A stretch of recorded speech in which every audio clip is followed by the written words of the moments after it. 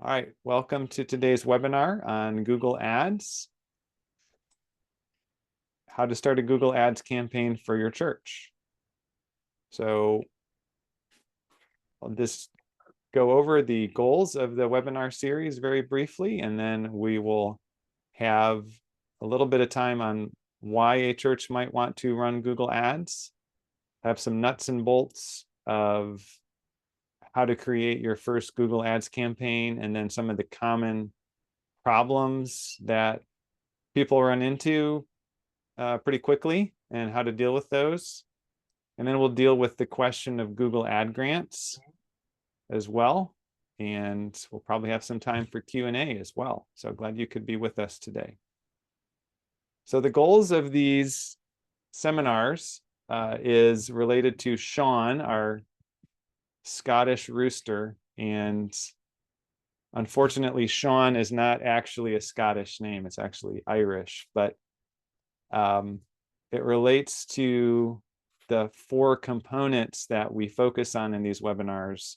S stands for sermon publishing, E stands for event promotion and follow-up, A stands for advertising, and N stands for newsletters. And it's my belief that when a church is able to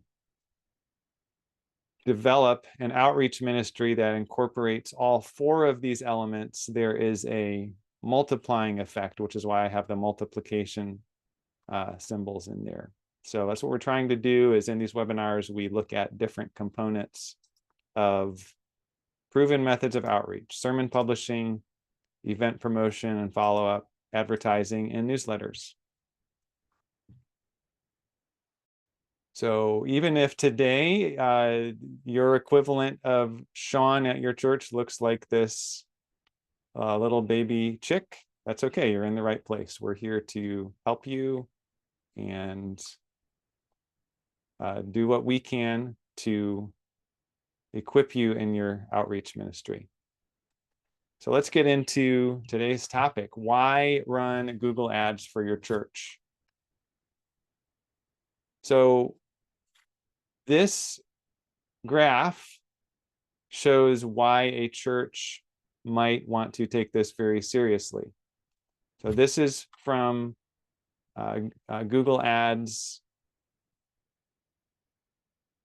dashboard, and you can see it shows these lines are showing the number of searches for various keywords related to church from April 2020 to March 2024. And what you can see here is that in April 2020, the total searches in the United States for church or church near me or Presbyterian church or Reformed church were well below 2 million. But you can see here in March 2024, 4 years later, for whatever reason, I haven't quite developed a comprehensive theory of exactly why that is, but at least what this tool is reporting is that as of March 2024, there was basically 4 million searches for church near me, Reformed church, Presbyterian church, etc. So that is over 2 times as many searches. So what this is showing is that more people are searching online for a church than ever before. So there's different ways that a church can influence or ensure that their church shows up online when somebody conducts a search for a church near them. One of the ways is something that's not paid advertising. And I mean, this is a good place to mention the church outreach group that 5 More Talents has. Paste a link to that. And if you're not a member of that, then I invite you to become a member today. You just go to this URL and you can click the button to join. And one of the things that you can get access to is the courses. So we have a whole course on local SEO for churches that walks you through things that churches can do to influence the search listings to show up when people search for church near me. So that's one way that a church can take advantage of this positive trend of more people searching for churches. But the reality is that local SEO is a great long-term strategy, and it is really helpful over the long term, but it's just that it is a long-term strategy. And local SEO, this other thing, just to be clear, this other thing, local SEO, cannot be expected to produce dramatic results over a short period of time. These are just important principles that are helpful over a longer period of time. So paid advertising, which is what we're talking about today, is something that a church can do to basically immediately begin appearing on Google searches for church near me or Reformed church or Presbyterian church, whatever those keywords that the church wants to target.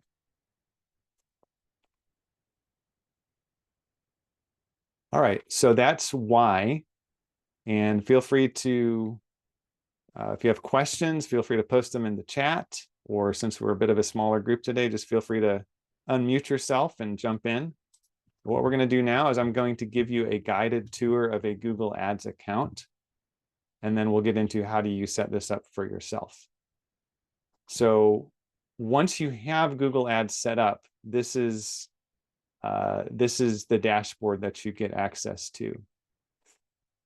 And I'm just going to kind of walk you through some things. First of all, let's just kind of take a look at where can you see the ads. All right, so I'll just kind of give you an idea of what the ads for this particular church look like. This is just one that we just set up a couple of days ago. And we're going to click on campaign groups.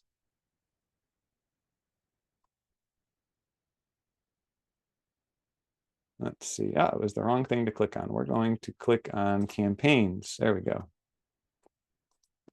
And we're going to click on this campaign. I feel like I just went around in a circle. And we're going to go to asset groups. There we go. Okay. So here you can view the details. And then this is what I was trying to point you to, is the combinations. So this is an example of what this particular church's ad combinations are looking like so far. You can see in their assets, they have a few photos, they have a bunch of headlines, actually have some videos that Google has automatically put together for them. All right, so that just kind of hopefully gives you a little bit of an idea of what these ads look like. This type of campaign is called a Performance Max campaign, which means it runs on Google.com. It also runs on YouTube. It'll display ads in Gmail. It'll display ads across other websites that are signed up to display Google ads. So it's kind of like a Performance Max is kind of like if you're just a new person to running Google ads and you just want something to get the ball rolling quickly, then it can be a good thing to do. Let me just walk you through some of the different sections. So there's a lot under this campaigns tab. As a Google Ads campaign runs, there are recommendations that it will give you. So you can see that the big one right now is to finish setting up conversion tracking, which is very important and is something that we're going to address in a follow-up webinar in a few weeks. But as ads run, there will be additional recommendations that you'll see. So that's definitely something that people running Google Ads need to keep tabs on. There's various reports that you can look at. Let's see. Auction Insights is kind of interesting. So this will actually show you kind of who some of your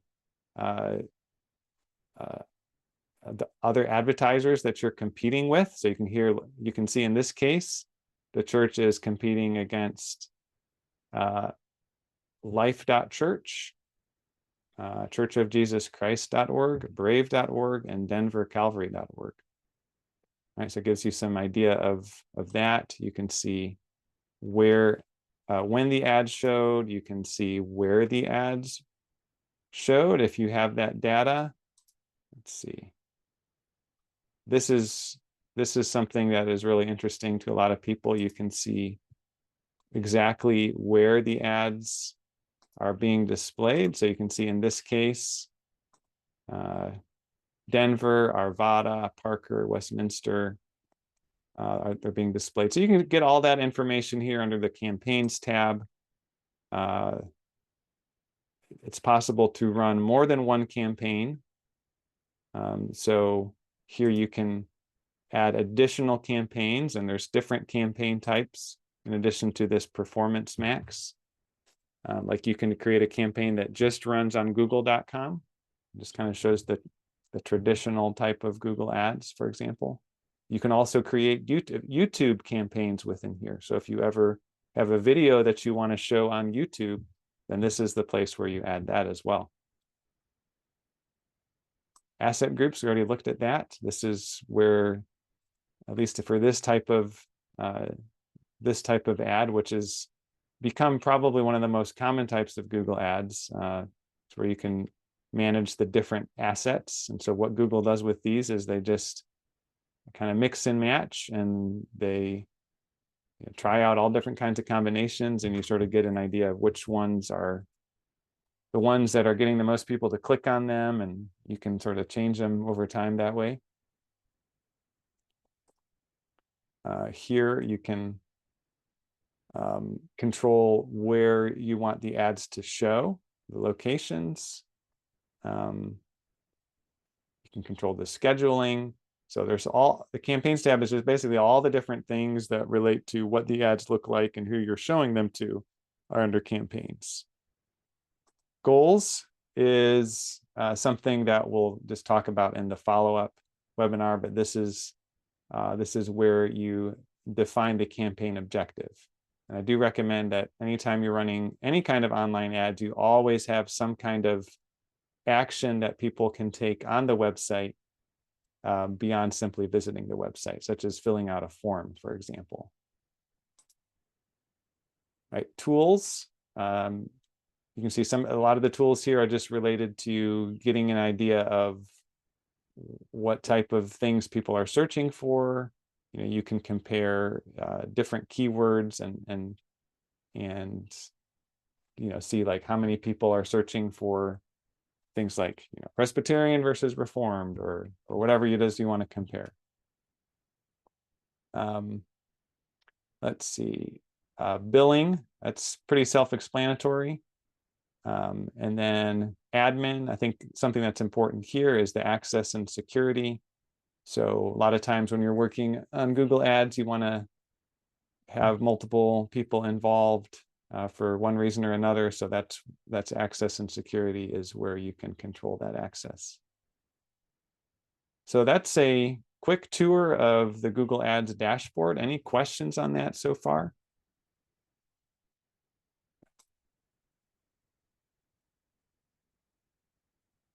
All right, so how to create your first Google Ads campaign. So basically what you're going to do is go to google.com. Let's try this, google.com/ there we go, ads.google.com.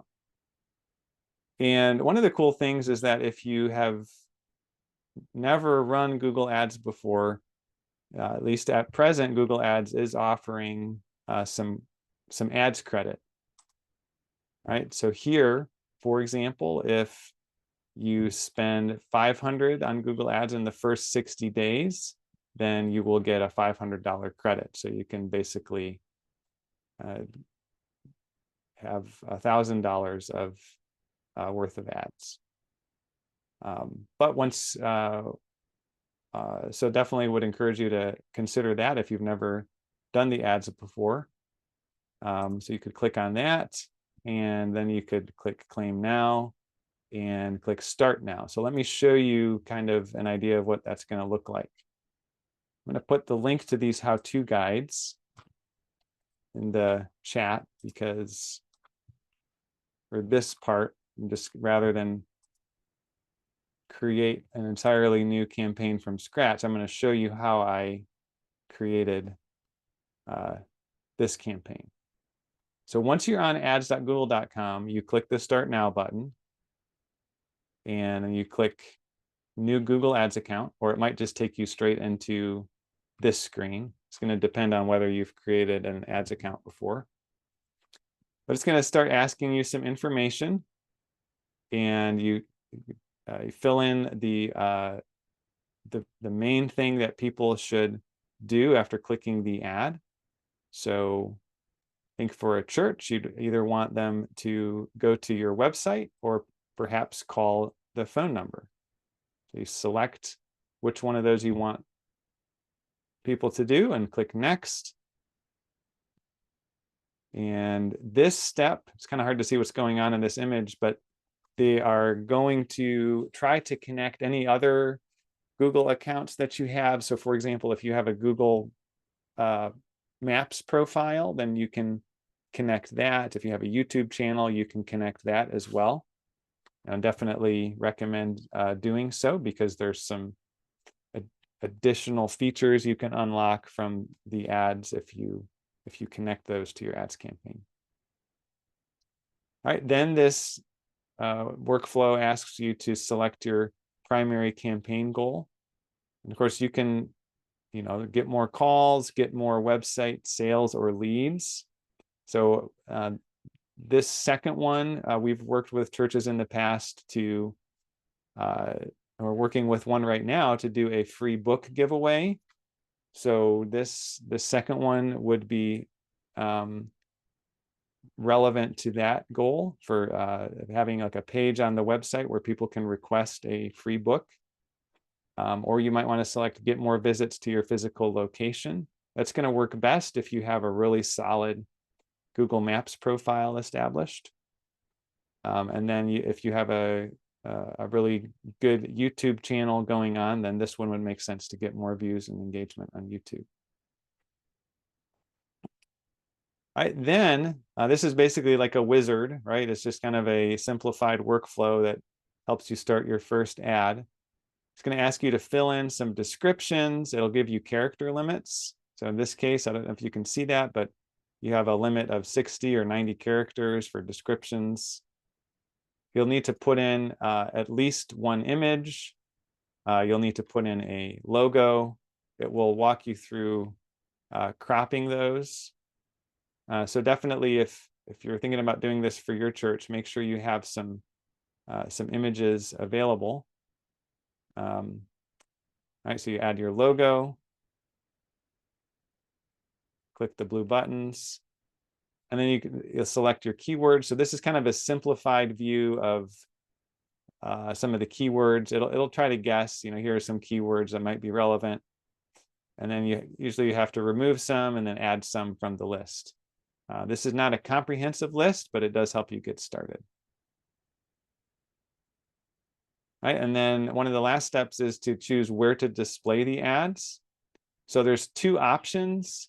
One is you can select an address, like we did in this case, which was basically the red map marker shows the location of where the church meets for worship. And then we just drew a 15-mile radius around that. Another option is you can select specific zip code cities or regions. So like an example of a region, there's these things called Nielsen DMA regions, which are like metropolitan areas. So like I live, for example, in the Roanoke, Lynchburg, Virginia, Nielsen DMA, so that you can choose something like that. And then of course you need to set your daily budget. And it gives you some predictions of how many clicks you're likely to get. And input your budget. And then I think, okay, then it gives you a chance to preview them. And then you can click next. And then it's not shown in this guide, but then it gets you onto one last screen where you need to put in some payment information, right? And then basically your ads are running. So they've Google tries to make it, they keep trying to make it easier and easier and easier for people to run ads. So this whole process would maybe take, as long as you have the images and logo available, if you put in a website, it'll basically look at the website, it'll try to pull in images and logos. So as long as you have all that ready, you could complete this process in 15 or 20 minutes. All right, any questions on that? Yeah, Daniel, where on a monitor screen would those ads appear? Like, so for the people who are seeing the ads. Yeah, now you just showed us the region. Yeah. Okay. So what do they see in that region and how is it displayed to them? All right, so what ads did the people see? Yeah. Okay. Yeah. So what you can do is you go, I think we got to go back to the asset groups. Let's see. All right, and let's see here, few details. All right, so partly you can see the combinations, and then here's a preview ads link.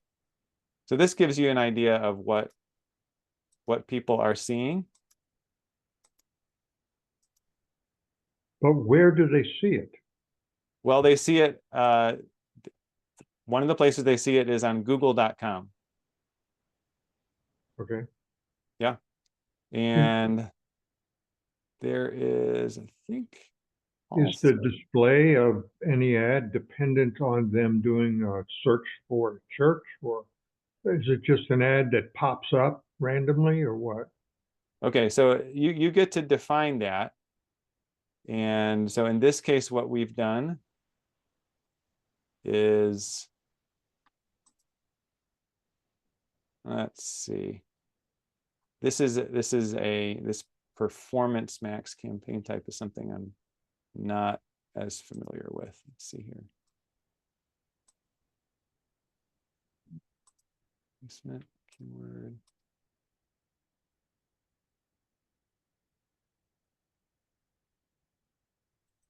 I'm not sure. This is a little bit mystifying to me,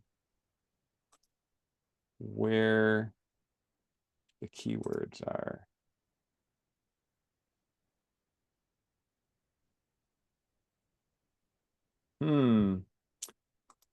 Yeah, that's a good question, Ron.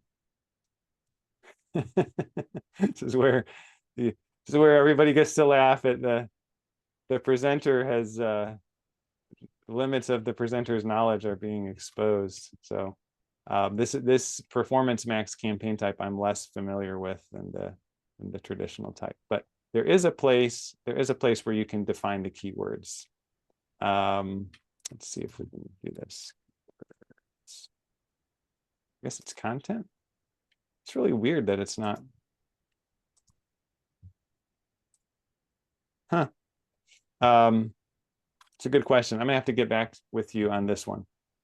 Okay. Daniel, is the thing that Ron is asking is if somebody looks up a keyword, there will be a couple of ads that come up right away if you've given the parameters for that, and that's where your church ad would show.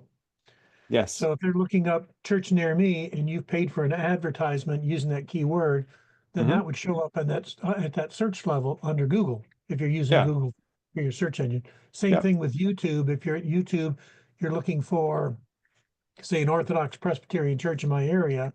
Again, the first line item would probably be your ad. Is that how this works? Yeah. And so part of how you see what's actually going on is you can look at auction insights, and you can see here that in this case, their top of page rate is 17.65%. Okay. So this church's ads are showing up at the top 17.65% of the time. Life Church is showing up at the top 75% of the time. Right. So this is a brand new ad campaign. We still have a lot of work to do on it to get better results from it. Maybe I could restate. Yeah. Are these ads displayed as a result of a Google search? Yes. Okay. So I have to be looking for a church. Yes, absolutely. Yeah, that's how this is defined, is basically if we do, let's see.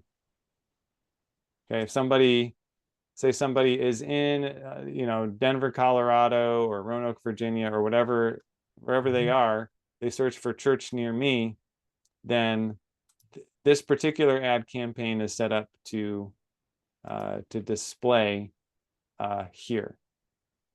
Okay, but Now, those paid ads will show up at the top of the list, like any Google search, correct? correct. Yeah. Yeah. Thank you. Yep. I think you answered my original question. Okay, good. Awesome. Thank you for your patience with me. All right. So let's go on here to the next thing. So these are a couple of common issues that come up with basically just about every Google ad campaign I've ever run. And I've been working with Google Ads since I think about 2011 or something like that. But there's a couple of things that especially in recent years, this thing about improving ad strength is a common thing that comes up. So you'll be alerted to this either through the recommendations, or you can actually just see on the overview page here, it's giving these red X's, or this kind of red color-coded stuff. So here it says, get more conversions by improving your assets. So one way to get there is just click fix it. Takes you back to this asset group. Then you can click edit assets.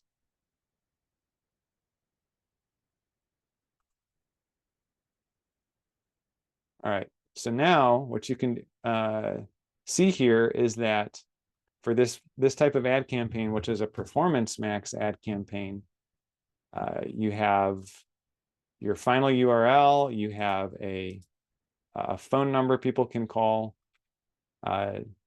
you have a bunch of headlines, so you can add up to 15. There is a character limit on the headlines. You can try their generative AI tool, like everybody and their brother has today, right? And it'll suggest some possible additional headlines. You can have long headlines. So they basically want you to fill out as many different possibilities as possible, as many different of these different categories of asset.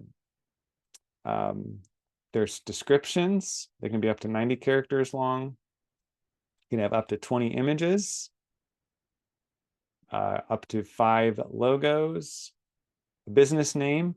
This can be a challenge if your name of your church is really long, because there's a 25 character limit. You can have up to 5 videos, site links. So in this case, these are just some other pages other than the home page, the sermons page. purpose and leaders, what is the gospel of the Reformed faith. So those will display with the ad in various situations. You can have different types of call to action, which is just a button that displays. And then there's more. Let's see. Structured snippets are probably maybe the only type of one that you might want to investigate, or call outs, probably promotions, prices, and it would definitely not be relevant to a church. And yeah, there's additional things as well. So the rule of thumb here is that you want to get the ad strength up to excellent. So why is this one not at excellent yet? We don't have a video. So because this is a Performance Max campaign, it's something that will be displayed on YouTube and also on other websites other than google.com that display Google ads. And those other websites will display something that's image-based or video-based. Like it could be like a local news website or something.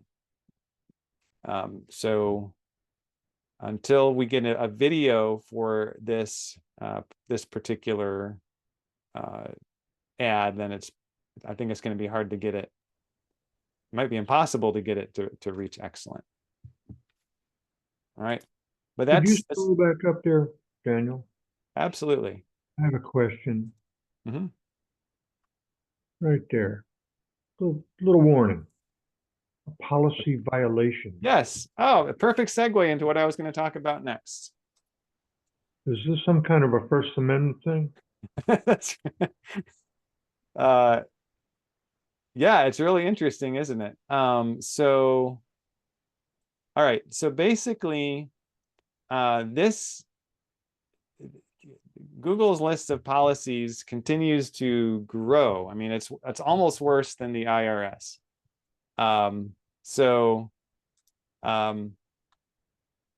Basically, you can read the policy. All right. And I think it's so they have all different kinds of things where they will sometimes they will shut down an ad. Sometimes they'll just limit it. In this case, they've limited it.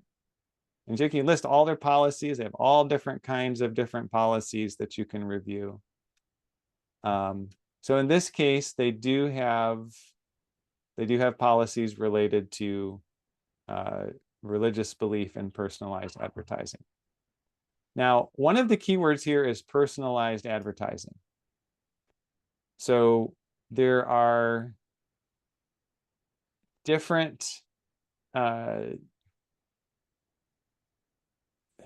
there's basically some situations in which Google ads are personalized and some situations in which they're not personalized.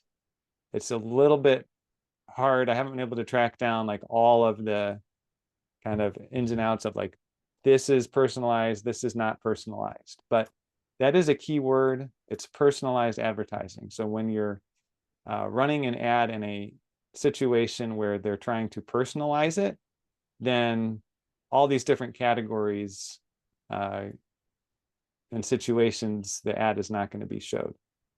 So in this case, it's not saying that it's not displaying the ad at all. It's just saying it's limited. All right. Now there's a couple of things that that a church could do in this situation. Okay. So well, one of them is just to ignore it, okay, and just see how widely the advertisements go. All right. I have seen this happen for other churches in the past, and it really, I mean, they were still able to show the ads, even though it was limited. They were still able to show the ads to you know, literally tens of thousands. All right. So one of the things you can do is you can look at what specific things are being flagged. Let's see here. Okay, so here it's saying church in Denver, that's being flagged by the policy. But these photos, these are eligible. They don't have any sort of policy limitation on them. Let's see. Interestingly enough, we stand for Bible truth, period, is not limited. Right? We stand for God created genders, marriage, having children, and the family is not limited. Both of those are marked as eligible. So one of the things a church could do is they could go through the assets, look at the ones that are being flagged and edit those. You kind of have to use some guesswork to figure out maybe, it kind of feels like you're, you know, what is it called in 1984, Newspeak or something like that? You kind of have to like figure out maybe what sort of words are okay and which ones are not, right? So that's one approach that you could use. The other thing that you can do is you can appeal policy things. So you can, let's see, you just click on edit assets and click on view details. And now let's actually go back this way. Go back to the overview because I was talking about it there. Okay, campaign status. Okay, you can appeal. All right. So if you look at what you have in your ads and how they're targeting them and how they're set up, and you believe that this policy was improperly applied, which happens frequently. I have seen it happen many times. I'm not convinced that that's what's happening in this case. But then you can dispute the decision and you can submit it. And then what that does is it then sends the, basically it gets some people to look at it. All right. Because what happens with these policy violations is they're basically automated, is my impression of how it works.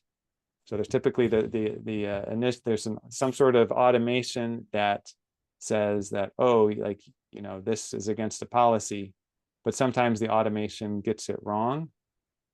And so then you can appeal it. So How long does it take for an appeal to turn around? Do you know? my experience is that it, you know, usually within less than a week, then you'll get some kind of a response back. Either the policy limitation or violation was removed, or it was not. But usually you'll get some kind of response in less than a week. There was a period of time, maybe it was during COVID, where they were backed up or something, and so they were like, had messages on Google Ads saying, you know, if you appeal something, it's going to take longer than usual. But usually in my experience, it's like if I click that today, I would expect that probably by next Monday or Tuesday, it has some kind of response. So since Google is a private company, they're not bound by the Constitution. They can do whatever they want. Exactly. Right? Yeah. Right. Yep. Thank you. Yeah. And they can't do whatever they want, but yes, they have to. But yes, that is a very key point, and absolutely a very key point. So, all right. So what about Google Ads grants? Any of you heard of Google Ads grants before? Jim? Ron? We have looked into them. Okay. All right. So they do have a program for nonprofits where a qualifying nonprofit has access up to 10,000 per month. So it's important for a church to know that this program does exist. And it's also important to know the terms and conditions. So you can see here that I'm not going to read all of it, but Google doesn't donate ad grants to organizations that discriminate on any basis in either hiring or employment practices or in the administration of programs and services. So I think it's important for any church that's interested in possibly applying for Google Ad Grant to understand these terms and conditions and to really grapple with them, because I think that there are a variety of problems that a church that's preaching the Bible and the full counsel of God could possibly run into problems. So I'm not here to kind of, say a church should do Google Ad Grants or a church should not do Google Ad Grants. But I think this is important, that a church should count the cost of of applying for a Google Ad Grant, recognizing the terms and conditions. Yes, we looked into this pretty heavily, and we would never hire a pastor who didn't preach the Bible. Mm-hmm. If he had his own off into outer space view of what the Bible was supposed to have said, and Right. he stands in the pulpit and corrects the Bible, we would never Right. hire a person like that, right? Yep. This is so, quite frankly, this is so discriminatory, it's unbelievable. The whole policy. Yeah. So this is, if anybody would like to talk, with me, offline, like Ron, I'd be happy to I'd be curious to kind of talk with you more about kind of your thought process. So I have talked to different church leaders about this, different attorneys about this, Christian attorneys and lawyers, to kind of see like, okay, what would be the implications of a church signing off on this? And I've gotten some interesting responses. I have a buddy of mine that works for Alliance Defending Freedom. He kind of gave me some opinions on it. So I'd be happy to talk with anyone at greater length, kind of offline, and just kind of share some of those additional information that I got. But really all I wanted to do today is just say, yeah, we are aware there is this thing called Google Ad Grants, and they do promise to give away a lot of money, but they also have some stringent terms and conditions attached to it. So, all right. So I think that is the last slide there. Our next time we're going to look at how to fine tune Google Ads to avoid wasting money. So we're planning to look at conversion tracking. So it's basically tracking significant actions that people take on the website, or making a phone call could be a significant action, filling out a contact form, filling out an event sign-up form, all those sorts of things. That's going to be part of it. And also one of the things we plan to look at is how to run an experiment within Google Ads to see how different, to compare how different ads perform.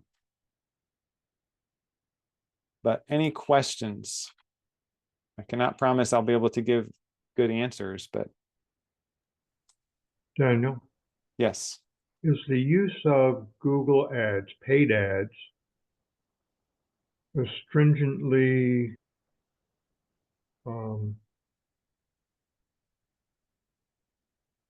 managed by Google in terms of terms and conditions? Like the ones we just looked at for the grant included religious points of view. Yeah. Well, my understanding is no. okay. Those terms and conditions we just looked at seem to be specific to the Google ad grants. That is my understanding. Okay. Google's documentation is voluminous, and I have not read more than Right. a tiny fraction of it, but that's my understanding. Okay. Yeah. Just a point from our experience with going through the application. If you don't have a 501c3, you're out. Oh, yeah. Yeah. You have to have a 501c3 for sure. Yeah. But churches are by definition tax exempt, and they are nonprofit. But the United States government defined that, but Google doesn't accept that. You have to be a 501c3. Right. Yeah. Yeah. I mean, they are a private company, and so it's just right. So they have that right, and then I guess, I mean, so anyway, so it is a very interesting issue, a lot of interesting issues that it raises, significant issues, I think, in our culture. Any other questions? All right, I just want to point out some other things. So I think you all are aware of the Bible Answers Project. So one of the reasons why influencing starting the Bible Answers Project, which is a nonprofit organization separate from Five More Talents, but which Ron is involved in and I'm involved in, is to provide a way that doesn't rely on paid advertising over time for churches to make truth known online. Check that out if you haven't seen it before, BibleAnswersProject.org. I also want to let you know about something I'm excited about that's new. Save the date for February 12th. And this is a new discussion group that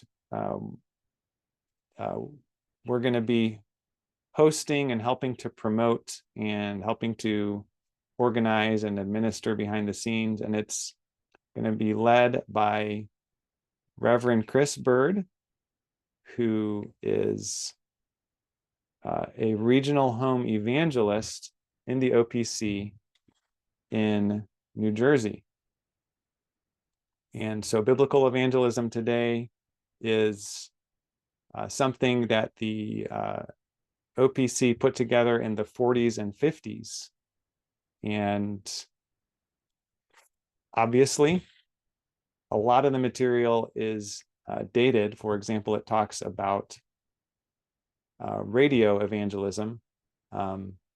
Maybe there's still a place for use of radio, maybe not. That's one of the things that we're going to discuss later on in 2025. I would say podcasts are probably better, but it's actually a really great resource, this biblical evangelism today. It's online. And I'm excited that Chris agreed to lead this group. So it's going to be once a month, Tuesdays at, I think we decided on 1:30. And this whole book is online. It's free, which is great. And it's actually relatively short. You can print it out. It's about 55 pages long. And the chapters are relatively short, but it has a bunch of great material about the message of evangelism, the prerequisites of evangelism, and so on and so forth. And then it gets into a lot of nuts and bolts, so you can see what people were, our forefathers in the faith were talking about in the 40s and 50s. And I'm excited to see what we're going to find in our discussions. I think we're going to find some things are, it's like, wow, they were doing that in the 40s and 50s. Why did we ever stop doing that? And I think some things will be like, well, obviously we can't do that in the same way today because of how the culture has changed. I think it'll just be really interesting and challenging for everybody who participates. So definitely just save the date for that. Stay tuned for additional information about how you can sign up. So,